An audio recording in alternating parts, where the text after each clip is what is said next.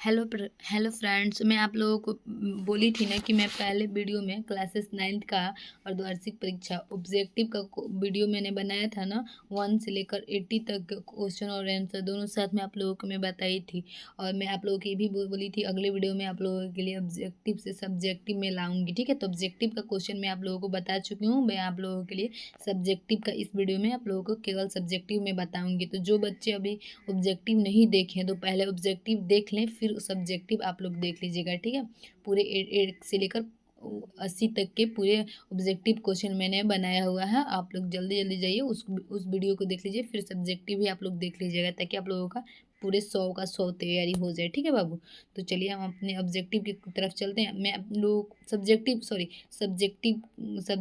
की तरफ चलते हैं। ठीक है, आप लोग का 6 क्वेश्चन होगा। मैं आप लोगों को ये बता रही हूँ, जैसे आप लोगों का फर्स्ट पेपर में आप लोग एग्जाम में जाते हैं तो आप लोगों का पेपर मिलता है, तो आप लोगों का सेम यही ऐसे ही दिया होता है।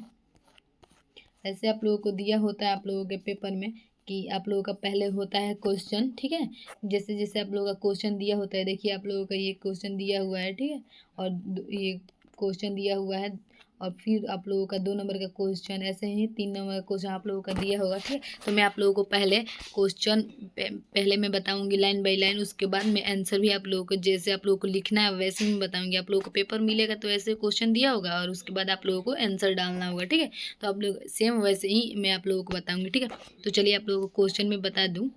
तो चलिए आप सभी विद्यार्थियों को बतला देते हैं कि आप 9th जो हिंदी का सब्जेक्टिव प्रश्न है इसका PDF आंसर सहित कैसे डाउनलोड कर सकते हैं। उसके लिए आपको गूगल क्रोम ओपन करना है और सर्च वाला ऑप्शन पे टैप करना है और आपको सर्च करना है ANKUSH अंकुश MAURYA मौर्य.com। आपको यही सर्च करना है, देख लीजिए वर्ड मीनिंग मिला लीजिए ANKUSH अंकुश MAURYA मौर्य.com। इसका स्क्रीनशॉट ले लीजिए, यही सर्च करना है। वीडियो के डिस्क्रिप्शन में भी लिंक होगा, क्लिक करके आप डायरेक्ट आ सकते हैं। जैसे आप सर्च करेंगे उसके बाद आप थोड़ा सा स्क्रॉल करके नीचे जाएंगे तो यहाँ पर मिल जाएगा 9th हिंदी अर्धवार्षिक परीक्षा। इस पर क्लिक करना है। क्लिक करने के बाद आपको पूरा अच्छे से रिफ्रेश कर ऊपर से नीचे एक बार रिफ्रेश कर लेना है ताकि सब पेज अच्छे से ओपन हो जाए। उसके बाद आपको पूरी जानकारी पढ़ना है टाइम लेकर। उसके बाद नीचे आना है। नीचे आने के बाद इस पर क्लिक करके आप ऑब्जेक्टिव डाउनलोड कर सकते हो। इस पर क्लिक करके सब्जेक्टिव, जैसे मैं सब्जेक्टिव पे क्लिक करता हूँ।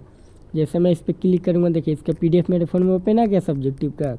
यहाँ पर देख लीजिए सब्जेक्टिव का आ गया, नीचे आंसर भी दिया गया है। तो सब यहाँ पर आ गया, आप यहाँ से आकर डाउनलोड कर सकते हैं।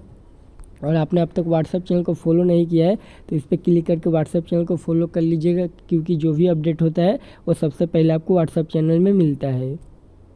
आप लोगों का गद्यांश दिया होगा, उस गद्यांश में 2 आप लोगों का गद्यांश दिया होगा, दोनों गद्यांश में से आप लोगों को किसी एक गद्यांश को बनाना है। ठीक है, तो ये देखिए आप लोगों का गद्यांश क्या दिया हुआ है। देखिए, निम्नलिखित गद्यांशों में से किसी एक गद्यांश का पढ़कर नीचे दिए गए प्रश्न के उत्तर दें। प्रत्येक प्रश्न में 2 अंक का है। ठीक है, 5 क्वेश्चन दिया हुआ है, 2-2 नंबर का है, तो 5 क्वेश्चन आप लोग बनाइएगा, 10 नंबर का पूरा होगा। ठीक है, वो भी आसान, ये पूरा आसान ये देता है गद्यांश। ठीक है, आप लोगों को इसी में से बनाना होता है। तो आप लोग देखिए, एक ये हो गया और आप लोगों का एक दूसरा भी गद्यांश दिया हुआ है, क और ख दोनों। देखिए 2 गद्यांश दिया हुआ है आप लोगों का। देखिए एक में आप लोगों का ये दिया हुआ है, एक का ही आंसर देखिए क्वेश्चन दिया हुआ है, किसने मानव जीवन को सुविधा संपन्न बनाया। और ये फर्स्ट का है। और सेकंड में पूरी दुनिया किन चीज़ों से भरी गई है।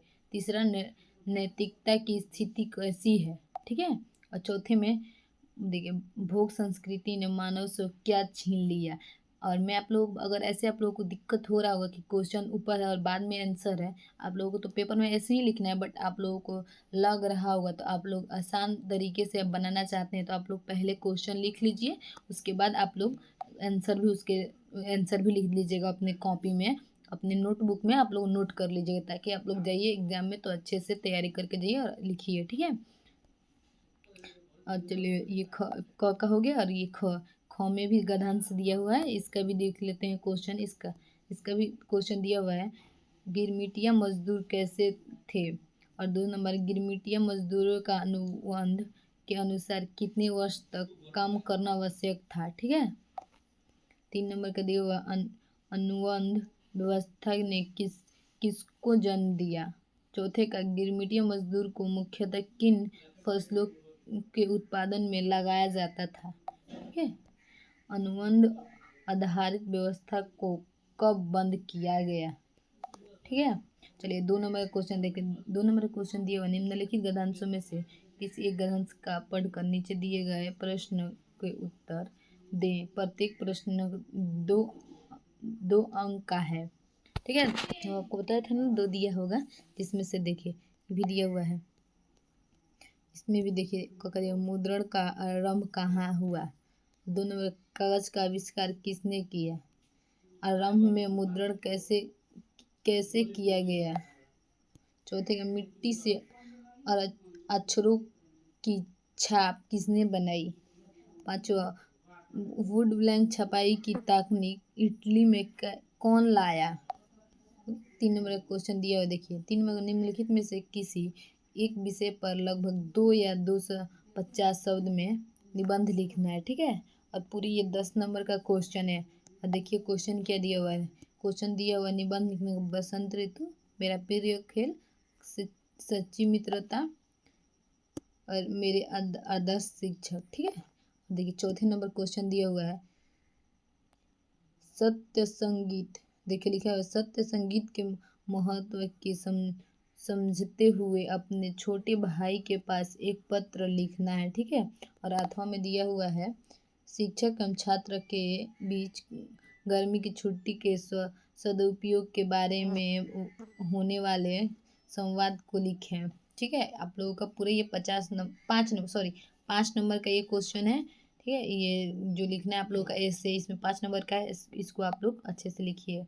लिखिए नहीं, हम आपको बताएंगे, लिख लीजिएगा आप लोग कॉपी में। 5 नंबर का क्वेश्चन दिया हुआ है। देखिए, निम्नलिखित प्रश्नों में से किन्हीं 5 प्रश्नों के उत्तर दें। ठीक है, 5 प्रश्न का, ये भी 2-2 नंबर का है, 5 का दीजिएगा, 10 नंबर आप लोगों का एकदम अच्छे से मिल जाएगा, मिलेगा ही मिलेगा। ठीक है, आप लोग को मैं आंसर ही एकदम सटीक दूंगी। विशेषण के प्रभावित करें। रोली भरी थाली का क्या आशय है? 3, महादेवी वर्मा का जन्म कब और कहाँ हुआ था? आ रही रवि की सवारी शीर्षक पाठ में चित्रता सवारी का वर्णन करें। ठीक है, देखिए 10 दिया हुआ है, इसमें 5 ही बनाना है हम लोग को। भारत की पहली थैंक्स ऑफिस हिट फिल्म किसे कहा जाता है? गर्मी के दिनों में अष्टवक्र एवं उसकी माँ कहाँ सोए करते थे? विष्णु प्रभाकर की किन्हीं 2 रचनाओं के नाम लिखें। ठीक है, अच्छा देखिए 8वां नंबर दिया हुआ। देखिए 8वां नंबर क्वेश्चन क्या है? 8वां नंबर का क्वेश्चन दिया हुआ है, पठित पाठ के आधार पर बताएं कि बच्चे कैसी कहानियों को सुनने में उत्कुंठित रहते हैं, मतलब उत्सुक रहते हैं। धनगाई ग्राम कहाँ पड़ता है? बिहार के शास्त्रीय संगीत परंपरा में उस गांव का क्या महत्व है? श्रम गति के महत्व को संक्षेप में लिखना है। ठीक है, देखिए 6 नंबर का, ये तो उतना समझ में नहीं आ रहा है, बट आप लोग 6 नंबर का भी आंसर आप लोगों को मैं दे ही दूंगी। ठीक है, देखिए पहले का हम लोगों का आप लोगों को मैं पहला क्वेश्चन बताई थी। ठीक है, अब ये मैं पहला का आंसर दे रही हूँ। 1 नंबर का क जो था, क का 1 नंबर का आंसर, तकनीक ने मानव जीवन को सुविधा संपन्न बनाया है। ठीक है, 2 नंबर का, पूरी दुनिया उपभोग की चीज़ों से भर गई है। 3 नंबर का देखिए, नैतिकता की स्थिति यह है कि वह अंधेरे कमरे में सिसक रही है।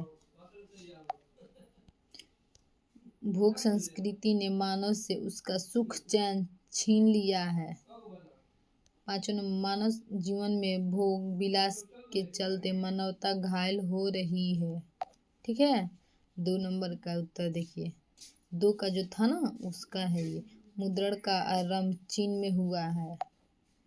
ठीक है, उसमें क्वेश्चन था ना, मुद्रण कहाँ आरंभ हुआ था, तो चीन में हुआ था। ठीक है, कागज का आविष्कार त्सोई लुन ने किया है।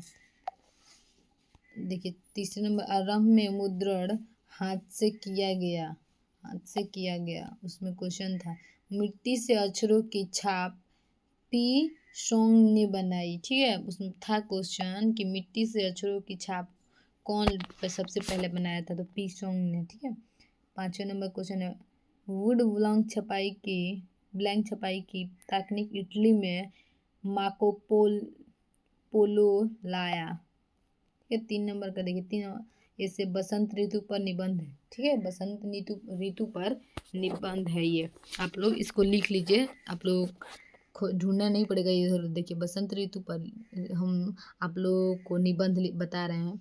बसंत ऋतु को सबसे सुंदर और मनोहर ऋतु माना जाता है। यह ऋतु फाल्गुन लिखा है, फाल्गुन ऐसे देहात में आप लोग फाल्गुन से चैत्र तक रहती है। इसे ऋतुराज कहा जाता है क्योंकि इस समय प्रकृति का सौंदर्य अपने चरम पर होता है। ठीक है, ये जो हम आप लोगों को आंसर बता रहे हैं पूरे अपने लैंग्वेज में बता रहे हैं, पूरा ये बुक वाला नहीं है, जो बुक वाला नहीं, अपने जैसे खुद से मन से कोई भी देखेगा ना तो बोलेगा कि हाँ ये लड़का अपने मन से लिखा हुआ है। ठीक है, चलिए, खेतों में सरसों, गेहूं और चने की फसल लहलहाती है। आम के वेर और फूलों की महक वातावरण को सुगंधित कर देती है। बगीचे में कोयल की मधुर कूक गूंजती है और हरियाली चारों ओर छा जाती है।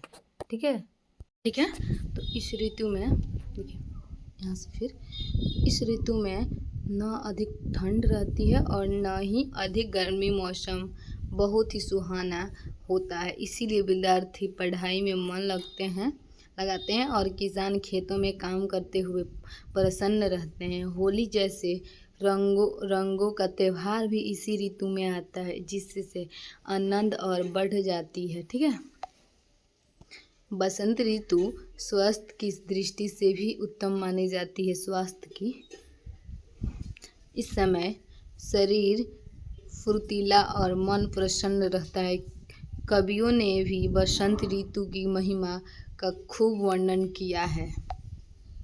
संक्षेप में बसंत ऋतु प्राकृतिक सौंदर्य, आनंद और स्वास्थ्य का प्रतीक है। यह ऋतु हमें जीवन में उत्साह और उल्लास भरने का संदेश देती है। ठीक है,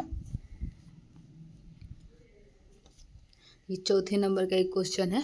चौथे नंबर का पत्र जो था ना, लेटर लिखने के लिए पत्र, वही देखिए, इसमें पहले आप लोग लिख लीजिएगा, ऐसे अपना नाम लिख लीजिएगा। ठीक है, और ये भी डाल दीजिएगा LNCT के पास।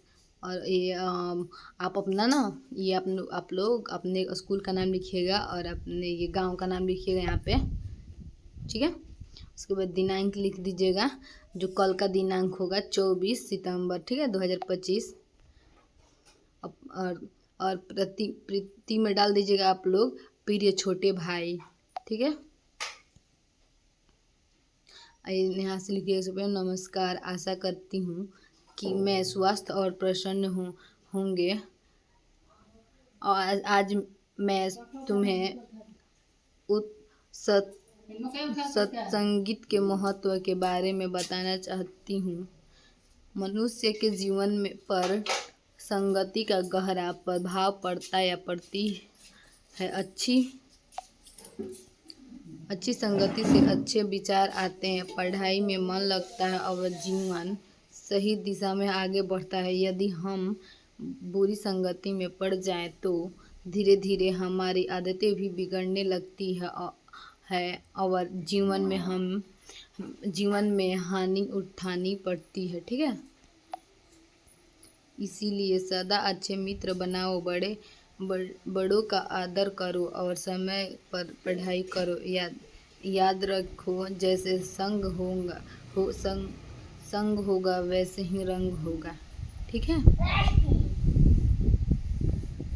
वो लिखा हुआ है, देखिए, ये मतलब आप लोगों का भैया, तो वही आपका भैया, तुम्हारा भैया, और आप लोग अपना नाम लिख दीजिएगा, जो भी नाम होगा यहाँ पे। ठीक है, 5 नंबर का क्वेश्चन देखिए, 5 नंबर का विशेषण का परिभाषित करें। 5 नंबर का जो क्वेश्चन था ना, उसी का ये आंसर है। ठीक है, जिस शब्द से संज्ञा या सर्वनाम की विशेषता प्रकट होती है उसे विशेषण कहते हैं। ठीक है, उदाहरण में देखिए, अच्छा लड़का, लाल फूल, मीठा फल। ठीक है, 2 नंबर का रोली भरी थाली का क्या आशय है? रोली भरी थाली से तात्पर्य है पूजा अर्चन हेतु सजी हुई थाली जिसमें रोली, चावल, दीपक, फूल आदि रखे जाते हैं। यह धार्मिक आस्था और शुभ संस्कारों का प्रतीक है। ठीक है। 3 नंबर महादेवी वर्मा का जन्म कब और कहाँ हुआ था? महादेवी वर्मा का जन्म सन 1907 ईस्वी में उत्तर प्रदेश के फर्रुखाबाद जिले में हुआ था। ठीक है। 5 नंबर का भारत की पहली बॉक्स ऑफिस हिट फिल्म किसे कहा जाता है? तो देखिए, भारत की पहली box office hit film Alam Ara 1931 ईस्वी में मानी जाती है। यह भारत की पहली बोलती फिल्म भी थी। ठीक है।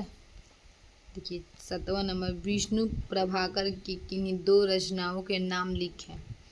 विष्णु प्रभाकर की प्रमुख रचनाएं हैं। पहला अर्धनारीश्वर, ठीक है, वो उपन्यास है। दूसरा पथ की साथी जो कहानी संग्रह है। ठीक है। हो गया सब्जेक्टिव का भी हम आप लोगों का करा दिए। ठीक है। पूरे 50 नंबर का हम सब्जेक्टिव आप लोगों का कंप्लीट कर दिए। ठीक है बाबू, जाइए आप लोग अच्छे से अपना एग्ज़ाम दीजिए।